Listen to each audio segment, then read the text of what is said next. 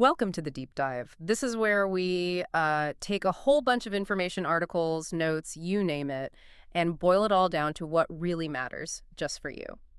Today, we're looking at Portuguese citizenship, how to get it, basically. Yeah, specifically, we're doing a deep dive into one particular pathway.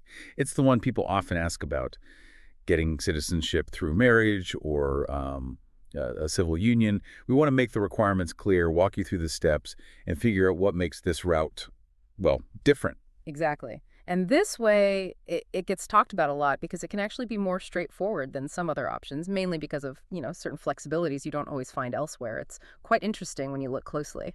Okay, let's unpack this then. The sources we've looked at, they confirm that marrying a Portuguese citizen does give you a pretty clear path. And the big thing seems to be, and this is important, you don't necessarily have to live in Portugal first, how much easier does that make things? Oh, it's a massive difference. Yeah. Especially if you maybe travel a lot or you're just not quite ready to move yet. So, eligibility. The sources break it down to three main things. First, you need to be married to a Portuguese citizen for at least 3 years. Second, and this is non-negotiable, the marriage has to be officially registered in Portugal, recognized there.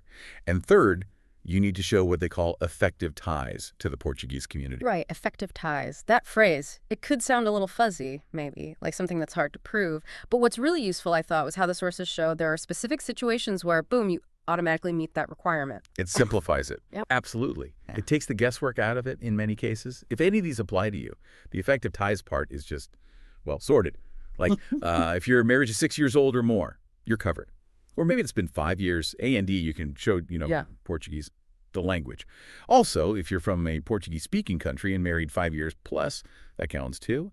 Another clear one, having children who are already Portuguese citizens. And then there's residency if you've legally lived in Portugal for 5 years, or even just 3 years if you also have the language skills.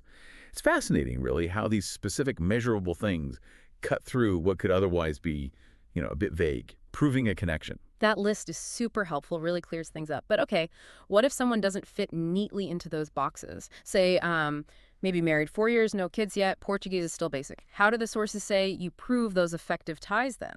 Is it more subjective? That's a really good point. And yeah, that's where it becomes a bit more about your individual situation. If those automatic conditions aren't met, you need to provide other proof of a genuine link. So this could be things like proof of regular visits to Portugal, maybe owning property there, or being active in, say, Portuguese clubs or cultural groups where you live. Basically, showing a real ongoing connection beyond just the marriage certificate. The authorities would look at that evidence case by case. Okay, that makes sense. So you can still demonstrate it, it just requires a bit more proof. So now we understand eligibility, especially the effective ties bit. Let's talk practicalities. Documents. The application itself, what does that involve? Right? The paperwork. You definitely need your marriage certificate. Critically, it has to be the one that's been legalized and properly registered in Portugal. You'll also need your spouse's Portuguese birth certificate, or maybe their citizenship card. And your own birth certificate, of course, the official long-form one usually. Then, a criminal record check from where you currently live. And like we talked about, proof of those effective ties, but only if you don't meet one of the automatic criteria we listed before. Plus, naturally, the application form itself. Okay, seems like a fair bit of gathering to do. And once you have all that paper, all authenticated, what's the actual process, step by step? It's pretty defined. First, gather and authenticate everything. Make sure it's all correct. Then you submit the application. This could be at a Portuguese consulate if you're outside Portugal, or a civil registry office at Conservatory if you're inside the country. There's a fee. The sources mentioned it's €250 after submitting. Well, and then comes the waiting. The time frame usually quoted is about 25 to 30 months. If all goes well, you get your citizenship certificate. That's the key document. And then, with that certificate, you can apply for your Portuguese ID card, the cartão de cidadão, in your passport. Wow, 25 to 30 months. That's a significant wait time, over 2 years. Did the sources give any hints about maybe common mistakes people make that drag that out even longer? Or just how to handle the wait? Patience is definitely the word. The sources don't really offer waiting tips as such, but the strong implication is get your documents perfect the first time.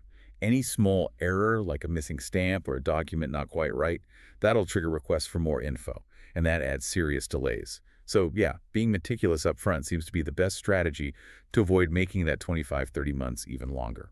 Makes sense. Thoroughness is key. Now, something else that comes up often is civil unions. In Portugal, they call it union de facto. Is that treated the same as marriage for citizenship, or is it different? It is treated very similarly, yes, which, really shows how Portugal's laws try to be inclusive about long-term relationships. Our sources are clear. Same-sex, opposite-sex civil partnerships, they get the same consideration for citizenship as marriage does. But there are a couple of extra initial steps for civil unions. You need a Portuguese court to formally recognize the partnership first, and you need to prove you've been in a stable union for at least 3 years. After you've got those two things sorted, then all the other requirements, the documents, the effective ties, the process, it's basically the same as for married couples. That's really important to know, especially the part about needing judicial recognition first for the union de facto. Good clarification. Okay, before we finish up, any other sort of key takeaways or maybe surprising little details we found that listeners should keep in mind? Well, definitely worth repeating the big one. No residency requirement for this marriage partnership route. That really is a standout feature. And here's something interesting the sources pointed out. Let's say you meet the 3-year partnership requirement. You're eligible.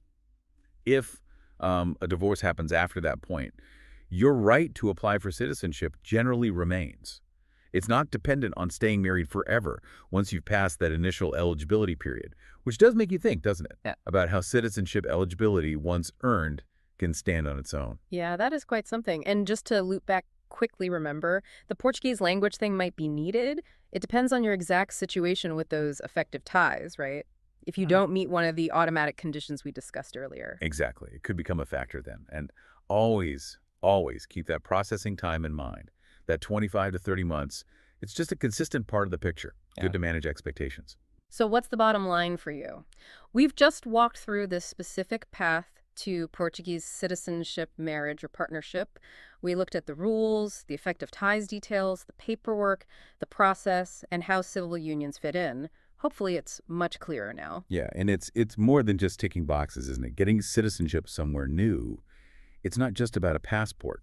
It really can open doors to connecting with a whole different culture, maybe changing how you see yourself, your family's future. It's worth thinking about, beyond just the practical steps, what that deeper connection could mean for you. Couldn't agree more. Well, thank you for joining us for this deep dive. We hope it's given you some solid insights into Portuguese citizenship through partnership. Keep digging into things that interest you, and we'll catch you on the next deep dive.